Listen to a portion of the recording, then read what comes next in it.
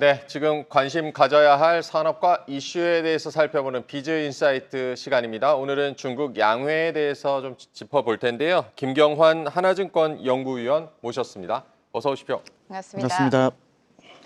네, 일주일 동안 이어져 온 양회에서는 어떤 내용이 나왔는지 만나보도록 하겠습니다. 권미정 캐스터가 준비하고 있습니다. 네, 중국의 가장 큰 정치 행사인 양회가 11일 오늘 폐막합니다. 미국의 관세 폭격 속에서도 5%의 경제 성장을 자신하면서 소비 그리고 AI와 같은 과학기술 발전을 강조했는데요. 이번 양회에서 가장 중요했던 두 가지 포인트 짚어드리겠습니다. 우선 양회가 무엇인지부터 간단하게 살펴보도록 하시죠. 양회는 중국의 최대 정치 행사인 전국인민대표자대회, 전인대, 그리고 전국인민정치협상회의, 정협을 함께 이르는 말입니다. 이 전인대는 중국의 최고 국가 권력 기관이자 입법 기관으로 우리나라의 국회에 해당하는 역할을 하고 있고요. 또 전인대 기간에는 국무총리가 한 해의 경제 정책과 사업 계획을 발표하죠. 이와 달리 정협은 정책 자문 기구입니다. 이 법을 만들 권한은 없지만 정부가 중요한 결정을 내릴 때 각 분야의 의견을 모아서 조언을 하는 역할을 하죠. 이렇게 매년 양회를 통해서 중국은 한 해의 정책을 논의하고 확정하는데요. 중국이 어떤 방향을 가지고 있는지 대내외로 발표하는 거의 유일한 자리인 만큼 주목도가 상당히 높은 회의입니다. 양회에는 정치, 외교, 또 사회 같은 다양한 분야의 이야기가 나오는데요. 오늘은 경제와 관련한 이야기들 준비했습니다. 특히 경제 분야에서 중요한 내용은 두 가지로 좀 정리를 할 수 있을 텐데요. 첫 번째는 매년 제시되는 정부 차원의 성장 목표, 그리고 이를 위한 경기 부양책이고요. 또 두 번째는 이번에 새로 강조가 된 내용인데요. 바로 AI와 휴머노이드 로봇, 또 딥시크와 같은 과학기술, 그리고 민간 기업의 발전을 상당히 강조한 점입니다. 이번에 중국의 양회에서 결정한 다양한 경제 목표를 한번 정리를 해왔습니다. 살펴보면 경제 성장률부터 재정 적자율, 물가 상승률, 또 통화 정책 기조 등을 논의를 한 것을 확인할 수 있는데요. 그중에서도 가장 주목받는 건 역시나 경제 성장률이죠. 양회가 열리면 가장 주목하는 부분인데요. 경제 성장률 이번에는 5% 안팎을 제시했습니다. 지금 중국의 내수 부진과 높은 청년 실업률, 또 부동산 침체 장기화와 같은 내부 문제와 함께 또 최근에는 트럼프발 관세 폭탄까지 겹친 상황에서 사실은 5%라는 목표가 쉽지 않은 목표라는 평가가 나옵니다. 리창 총리도 성장률을 제시하면서 이 목표 달성이 쉽지 않으며 노력이 필요하다. 하지만 안정적으로 나아가기 위해서 노력할 것이다. 이렇게 이야기를 했는데요. 이런 어려움을 돌파하기 위해서 정부는 내수 확대, 또 추가적으로는 과학기술 혁신을 이야기했습니다. 올해 중국의 연간 10대 과제 중에 1순위가 바로 내수 확대, 소비 진작이 됐는데요. 지난해 4위에서 3계단이나 3계단이나 점프를 한 수치고요. 또 리 총리도 이번 연설에서 소비라는 단어를 지난해보다 10번 더 언급하면서 총 31번이나 사용한 바 있습니다. 그러면서 많이 들어보셨을 이구환신, 즉 소비 진작을 위해서 쓰던 자동차와 가전제품 등을 새 제품으로 바꿀 때 보조금을 지원하는 이 정책 예산을 3천억 위안, 지난해 1,500억 위안에서 2배가량 늘리면서 내수 진작에 부스터를 달고 있습니다. 또 정책 예산을 살펴보면 중국의 첨단 과학 기술 발전을 위해서 상당히 많은 공을 들인다라는 것을 확인할 수 있는데요. 양중 건설, 최신 기술과 국방력 강화에 필요한 프로젝트인데요. 이를 위한 예산으로 약 7천억 위안, 우리 돈으로 무려 136조 원을 편성을 했고요. 또 AI와 양자 컴퓨터 같은 첨단 기술 창업 투자를 위한 국부 펀드에도 1조 위안, 우리 돈으로 약 200조 원의 예산을 편성을 했습니다. 중국 관영 매체 CCTV도 이 규모를 항공모함급 펀드다라고 지칭할 정도로 정말 어마어마한 규모고요. 또 연구개발 지출 예산도 전년보다 10% 올려서 4천억 위안 가깝게 배정을 하게 됐는데요. 이렇게 이번 양회에서 첨단 과학 기술을 상당히 강조한 점, 그리고 민간 기업의 중요성을 언급한 점이 특징적인 부분입니다. 그간 중국 정부는 빅테크의 성장을 상당히 경계하는 모습을 보였었죠. 많은 사람들에게 중국의 빅테크 탄압하면 생각이 나는 게 바로 마윈일 텐데요. 2020년 이 중국의 금융규제가 기술 혁신을 위축시킨다 같은 발언으로 중국 정부의 미운털이 박혔던 마윈. 한 5, 6년 동안 해외에서 생활하면서 중국 방문도 거의 하지 않았다고 하는데요. 딥시크가 전 세계를 충격으로 몰고 간 후 한 달이 지났던 2월 17일, 이 시진핑 주석이 빅테크 기업들을 모은 민간 기업 심포지엄을 열면서 여기에 마윈이 6년 만에 참석해서 이 시 주석과 직접 악수를 나누는 모습이 포착되기도 했습니다. 이를 두고 그때도 중국의 노선 변화 가능성이 감지가 됐는데요. 이번 전인대에서 정부는 본격적으로 이 첨단 기술에 대한 규제 완화, 자금 지원처럼 이 과학과 민간 기업에 대한 전폭적인 지원 의사를 밝혔습니다. 리창 총리와 시진핑 국가주석뿐만 아니라 이 왕원타오 상무부장 또 왕이 외사 판공실 주임까지 기술 혁신 그리고 대표적인 사례로 이 딥시크를 언급하면서 그 중요성을 강조했는데요. 일부 언론은 이번 양회를 AI 양회라고 평가를 내릴 정도로 AI를 상당히 강조하는 모습이 나타나기도 했습니다. 중국의 1년 계획을 알 수 있는 양회, 이뿐만 아니라 정말 다양한 이야기가 전해졌는데요. 어떤 이야기가 나타났을 때 또 투자 아이디어는 어디에 있을지 자세히 살펴보시죠. 네, 브리핑 보고 오셨고요. 좀 더 자세히 풀어보겠습니다. 네, 위원님, 이번 양회, 이제 미국의 중국 대립이 와중에 열려서 어느 때보다 좀 관심을 끌었는데 어떤 부분을 좀 주목해서 보셨습니까? 일단은 전인대 같은 경우는 형식적으로는 국가 최고 기구지만 사실 선행하는 이벤트가 작년 당대에 있었습니다. 그래서 작년 10월부터 12월까지 경제공작회의까지 이제 했던 톤들을 올해도 유지했느냐, 그리고 정부 업무보고 앞서서 잘 설명해 주셨습니다만 그 내용들을 어떻게 이제 가져가느냐 중요할 것 같은데요. 일단 전체적으로 시장 예상에는 부합했고 네.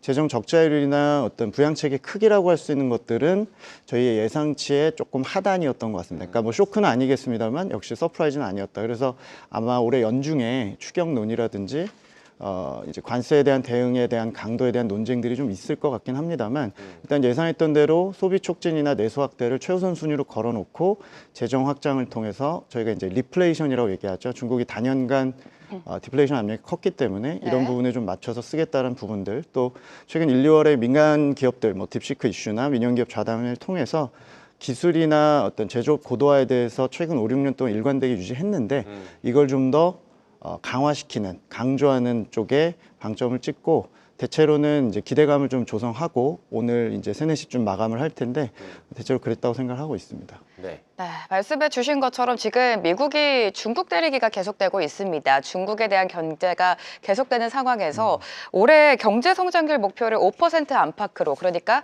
작년이랑 재작년 3년 연속 똑같은 수치를 목표로 하고 있습니다. 그 어느 때보다 좀 힘들어질 것이다. 해외 기관들도 좀 보수적으로, 부정적으로 전망을 하고는 있는데 이 목표치를 달성할 수 있을까요? 일단은 네. 굉장히 난이도는 높을 걸로 예상이 네. 됩니다. 이미 시장은 올해 컨센서스 기준으로 올해 성장률 4.5% 정도 제시를 하니까 네. 한 0.5% 정도의 그 어떤 목표와 시장에서 보는 시각의 차이가 좀 있는 것 같습니다.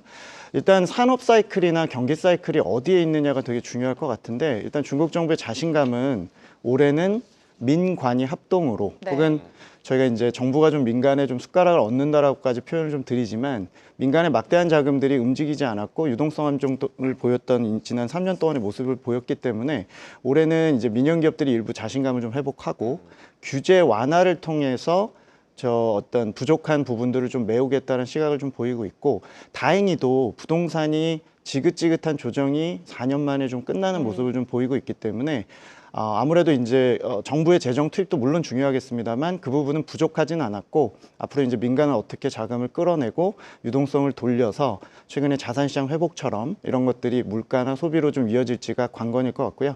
저희가 볼 때 이 부분의 난이도가 좀 있지만 그래도 수출을 제외한 나머지 영역에서는 네. 작년보다는 나아질 거란 기대감을 가지고 정부가 정책을 쓸 걸로 예상이 됩니다. 네, 5% 목표치가 난이도는 있지만 그 과정을 좀 챙겨 보셔야겠고 이번 업무 보고서에서 또 눈에 띄는 변화가 있다면 물가 상승 목표인데요. 그간 뭐 3%대 유지하던 상승률 목표 2%대로 이제 낮췄다. 이게 뭐 20년 만이라는데 수요 둔화를 뭐 사실상 인정했다라고 봐야 될까요?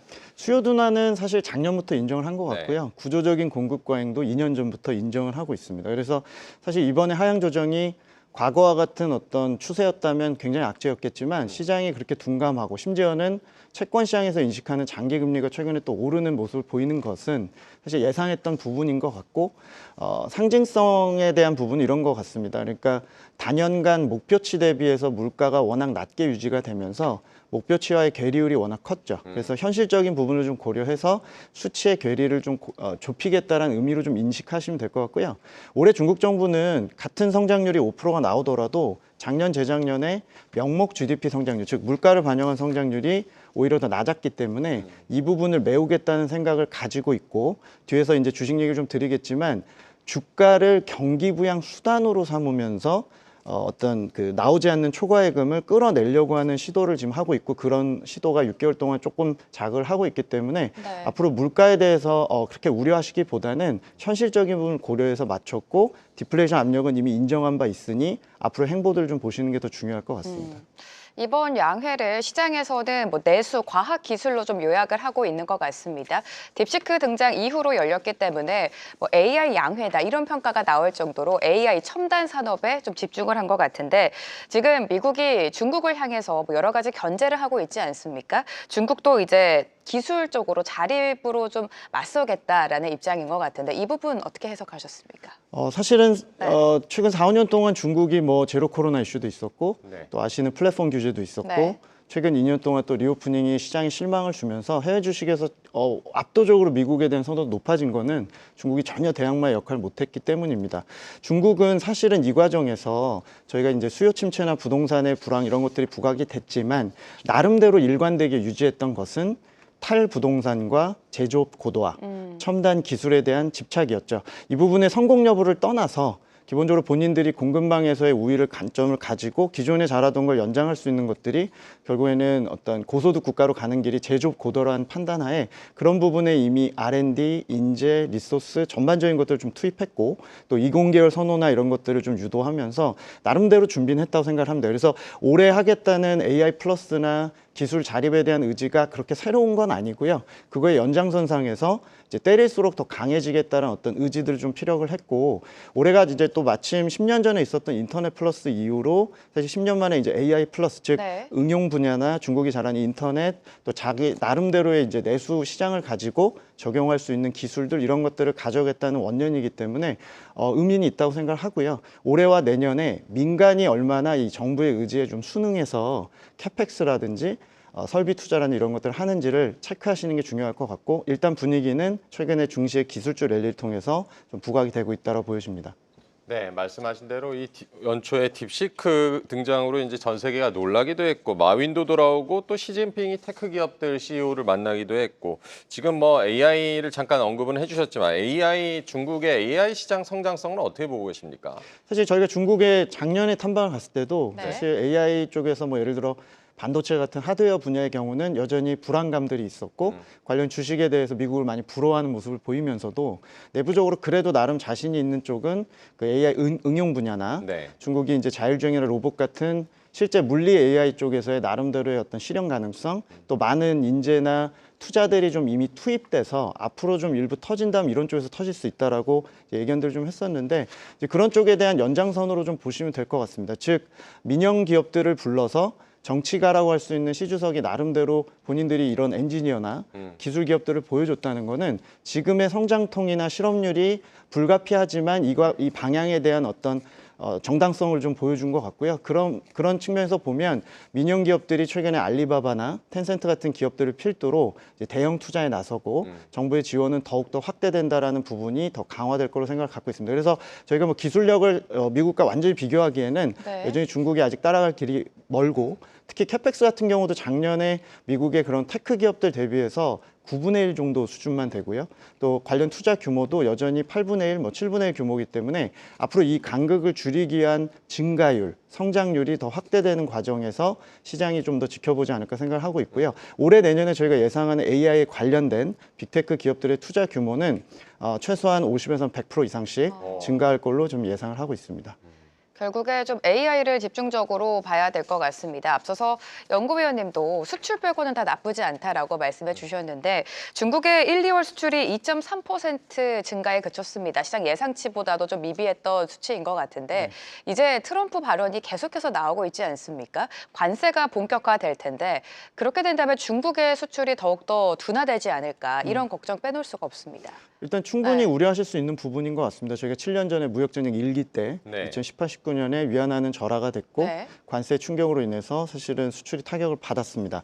사실 7년 동안 중국이 준비를 안 한 것은 아니고요. 준비라고 할 수 있는 건 결국에 반강제적으로 미국 비중이 낮아지고 나머지 지역을 이제 올리는 어떤 나름대로의 우회 전략을 선택을 했고 실제 그런 부분들이 반영이 되고는 있어서 중국의 수출의 점유율은 좀 올라갔다고 생각을 합니다. 어쨌건 방금 얘기하신 1, 2월의 수출은 아직까지는 저희는 관세 부분이 반영되진 않았다라고 네. 생각을 합니다. 뭐 윤년 요인이 있어서 조업일수 감소 요인이 있었고요. 작년에 베이스가 높다 보니까 증가율 자체가 좀 낮게 나왔던 측면이라서 일단 트럼프 대통령의 어떤 관세 부과의 충격은 저희는 5, 6월 달 정도부터 일단 지표에 반영이 되니까 저희가 그때 가서 좀 더 중국의 어떤 대비가 잘 됐는지 안 됐는지는 파악이 가능할 것 같고요. 다만 이제 대미 수출 비중도 여전히 14, 15%를 유지하고 있다 보니까 전체적으로 충격을 좀 감안해서 저희가 수출 증가율의 경우는 작년에 연간 한 4에서 한 6% 정도 사이의 증가율 유지했다면 올해는 2에서 한 3% 정도의 어느 정도 하락은 불가피하다. 다만 현재 저희가 보는 중국의 가격이나 네. 어떤 점유율의 경쟁력을 봤을 때는 저희가 이제 하드랜딩이라고 표현하는 경착륙 가능성을 여전히 좀 낮게 보면서 앞으로 한 세 달에서 한 4달 정도의 중국의 대미 수출 비중이나 이런 것들을 좀 보실 필요가 있을 것 같습니다. 네, 어쨌든 미중 무역 전쟁이 지금 격화되고 있는 상황이고 어제 이제 중국 같은 경우는 미국산 농축산물에 대해서 보복 관세 부과를 시작을 했는데 6월에 이제 뭐 트럼프와 시진핑이 정상회담을 할 것이다라는 뭐 네. 보도도 나오기도 했고 네. 미중 무역 전쟁은 우리 경제에도 굉장히 중요한데요. 앞으로 어떻게 전개될 걸로 보고 계십니까? 저도 뭐 오늘 기사를 보니까 6월 달에 뭐 양측의 생일에 맞아서 정상회담 했으면 한다고 하는데 저도 매우 바라고요. 사실은 뭐 예측하기 참 어렵습니다만 저는 중국의 입장을 좀 말씀드리는 게 맞을 것 같습니다. 네. 뭐 미국이 어떻게 나오든 간에 중국의 어떤 스탠스 기조 자체가 있을 텐데 일단 최근에 중국이 보복 관세라고 얘기하는 것들은 7년 전에 비해서는 무차별 보복이 아니라 정밀 타격을 하고 있습니다. 저희 굉장히 품목수라든지 어떤 그 분야가 굉장히 좁아진 채로 이제 대응을 하고 있기 때문에 네. 협상 여지를 좀 남기면서 강대강을 좀 피하겠다라는 아직까지는 회피의 모습을 좀 보이고 있어서 저희가 주장하는 것은 연간으로는 중국 정부는 극단적인 대치 국면은 피하고 강대강보다는 스몰 딜을 다수로 만들어서 조금 이 부분을 완충을 하겠다는 시도로 보여집니다. 그래서 확률적으로는 양측의 이해관계가 조금 맞는 부분부터 저희가 스몰딜 가능성을 예상을 하고 있는데요. 쉽게 생각할 수 있는 건 위안화를 절하시켜서 이번 관세를 대응할 거로 생각하시지만 저희는 7년 전과 달리 올해 위안화의 환경은 인위적인 절하 가능성이 매우 낮고 네. 실제 환경도 절하되지 않을 걸로 생각을 하고 있어서 양측이 원하는 환율 쪽의 입장이 좀 비슷해서 스몰딜은 환율부터 시작을 할 것 같고요. 3에서 6개월 정도 안에 중국이 수입을 좀 확대해 주는 방향의 일부 스몰딜이 2가지 정도 예상이 되고 관세가 굉장히 조금 어렵고 시간이 좀 소요될 걸로 생각을 합니다. 저희가 연말 안에 일부 네. 이제 어떤 그 정상회담 가능성은 있다고 보고 관세는 최소한 지금 부과된 20% 플러스에서 조금 더 낮추는 방향으로 합의를 할 것 같다. 제가 이에 어떤 소설 같은 시나리오를 말씀드린 이유는 결국에 중국 증시의 최근 랠리나 한국에 대한 충격이 정말 추세적이고 굉장히 치명적이냐에 대해서 말씀을 드리면 올해 연간으로는 중국의 대응 자체는 이제 완충과 상세이기 때문에 경착륙 가능성이 좀 낮고 충격 역시도 증시를 굉장히 그 18년처럼 꺾을 정도는 아닐 것 같다라고 예측을 좀 드리고 있습니다. 네, 양측 회담이 좀 성사되길 바라면서 이미 경험을 해보지 않았습니까? 이번에는 좀 무난하게 지나갔으면 좋겠다라는 게 모든 투자자분들의 바람인 것 같습니다. 시장으로 돌아와 보도록 하겠습니다. 뭐 중국 증시 오늘 당연히 하락을 합니다만 최근 한 달 사이 흐름을 봤을 때 중국 증시도 그렇고 홍콩 증시도 굉장히 좋았습니다. 지금 기술주 중심으로 봐야 될지 아니면 중국 증시 안에서도 내수주로 순환매가 돌지 궁금해하실 텐데 어떻게 전망하십니까? 일단 작년에 중국이 한 4년 동안의 조정을 끝내고 네. 대바닥은 확인을 한 것 같습니다. 그리고 이제 올해 연초부터 홍콩이 아주 뜨겁게 기술주 랠리를 보이는 모습은 사실은 한 3가지 정도 기반을 한다고 생각하고 있습니다. 일단 장기 할인 요인들이 좀 해소가 된 것 같은데요. 첫 번째는 앞서 말씀드린 대로 중국 정부가 주가를 경기 부양 수단으로 활용을 하면서 작년에 큰 결심을 했고 이 부분이 수급적으로 환경을 좀 만들어줬다라고 생각을 하고 있고 올해도 유효합니다. 두 번째는 장기 할인 요인 중에서 치명적이었던 게 중국의 내수 관련해서 부동산을 빼먹을 수가 없는데요. 네. 부동산의 조정폭이 굉장히 컸고 경착륙을 했는데 올해 연초부터 보면 4년 만에 바닥 확인 정도, 즉 가격 측면에서 바닥 확인을 했다는 부분도 증시 랠리에 도움을 준 것 같고요. 마지막 세 번째는 중국 주식도 일부 이제 가성비가 부각이 된다. 이 얘기는 뭐냐면 4년 동안 중국도 1등 기업조차도 마진율이 굉장히 훼손이 되면서 주가 부진의 원인이었습니다만 최근에 바닥 확인 조짐을 좀 보이고 있다. 그래서 앞서 말씀드린 이 세 가지 요인이 바닥을 좀 강하게 좀 단단하게 이제 받쳐준 것 같고요. 그 가운데서 최근에 민영기업 주도로 기술주 랠리가 발생을 했습니다. 그래서 저희는 뭐 기술주 랠리가 최근에 뭐 M7 미국과도 좀 비교를 하면서 네. 추가 여력이 있다고 말씀드리지만 어떤 밸류 측면에서는 여전히 여력이 있지만 단기 수급 과열이 좀 있는 측면이 있어서 당분간은 이제 민영기업이 주도로 기술주 랠리에 촉발했기 때문에 앞서서 말씀드린 민영기업의 투자 방안이나 실적들이 굉장히 중요한 변수가 될 것 같고 사실은 관세나 전인되는 현재 기술주 랠리와는 크게 상관이 없고 내부적으로 혹시 이런 민영기업들의 분위기가 꺾이는지 여부나 미국의 기술 제재가 얼마나 견고할 것이냐를 보시는 게 중요할 것 같고 당분간 어떤 전체적인 이 투자 심리 개선은 조금 더 이어질 것 같다. 그리고 연간으로는 상반기에 뭐 소비주나 네. 하반기에 중국이 주도하는 친환경이 순환매를 돌 가능성도 저희가 좀 배제할 수 없다고 생각합니다. 네, 민영기업의 투자 방향과 실적이 중요하다. 미국의 기술 제재도 좀 눈여겨보자라고 조언을 해주셨고요. 이제 앞으로 중국의 정책이 어떤 방향으로 나아갈지도 좀 궁금해지고 우리나라 같은 경우는 어떤 대응을 해야 되는지도 좀 짚어주실까요? 사실은 아주 거대한 계획들이 필요할 것 같습니다. 사실 국내는 구조조정도 필요하고 네. 저희의 산업들을 족족 중국의 어떤 산업들 최근에 제조업 고도화가 막고 있는 혹은 괴롭히는 상황이 되다 보니까 네. 장기적인 계획이 필요할 것 같고요. 일단 기본적으로는 한국은 올해 중국이 내수 침체를 이제 4년 만에 좀 벗어나고 가격 교란 요인들이 조금 해소되는 부분에 좀 포인트를 가지실 필요가 있을 것 같고 아마 우리나라의 수출이나 소비가 중국 지표들이 좀 반영되는 시점은 상반기는 조금 아쉽게도 좀 시기상조 같고 네. 하반기 정도부터 중국의 지표 개선이 국내 뭐 화장품이라든지 뭐 국내 컨텐츠 혹은 중국 관련된 시클리컬 업종들에 좀 영향을 줄 것 같아서 그 부분을 하반기에 좀 포커싱을 맞춰서 네. 좀 신중한 낙관을 하시면서 중국 수요 개선에 대해서 올해 연간을 조금 보실 필요가 있지 않을까 이렇게 생각을 하고 있습니다.